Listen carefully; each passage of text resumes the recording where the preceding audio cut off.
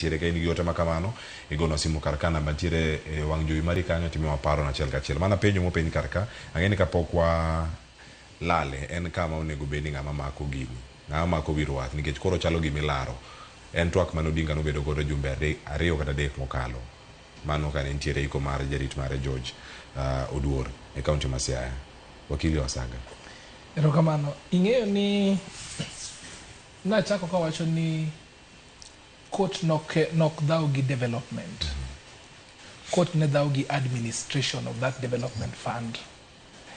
Nikech adieri mar wach ni CDF to setimo gik mang'eny ahinya. Kendo ntiere lokruok mang'eny made okobedo kane wan kod siasa manigoyo chon ni siasa mbaya maisha mbaya. And the same thing ema bende devolution otimo. Koro kwadugi administration ka questions morning wapenji mana penjo mokwongo any attachment mar member of parliament to the CDF fund.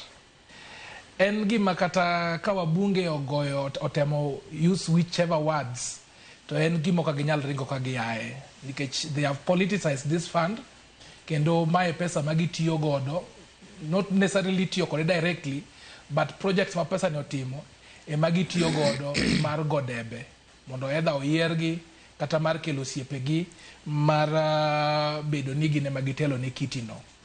A good example without prejudice winjo ka mjumbe wacho ni kanen kanobiro MP no yudo ka CDF nen about 3,000 to no songe mbele. From that you can see the personalization of CDF fund by the members of parliament. It looks as though it is their money. Mine pesa mar taxpayers.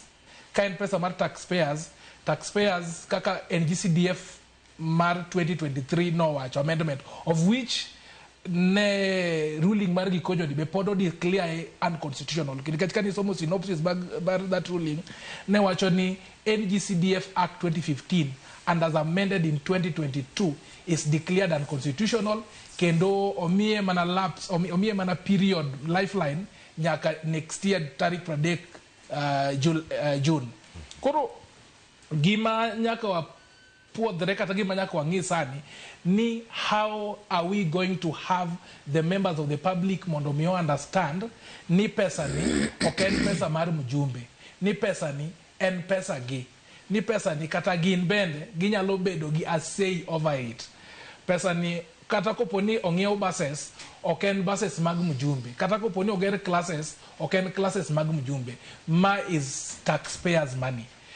King'io schedule 4 of the constitution bende ohango gik moningo county government or team gi national government.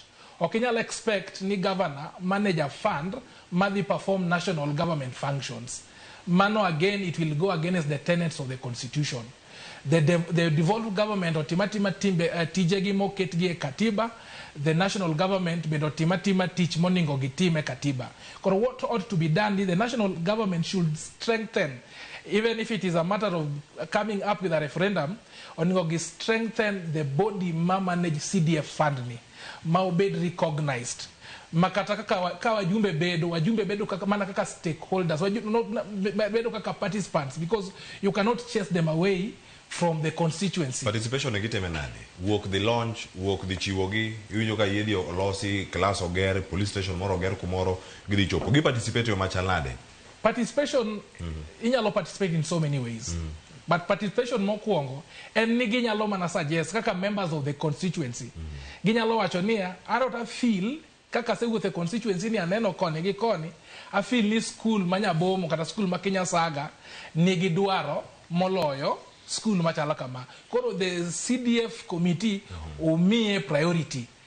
To koponi launching timore, the launching should be done by the committee. Mbunge ko obira kaka koro a member ma is honorable from the constituency, mibro mie nafas mondo wachi ni yes, CDF otimo kama, but not necessarily taking credit pesa mar jopiny. Kanya kama wadalo osekendo.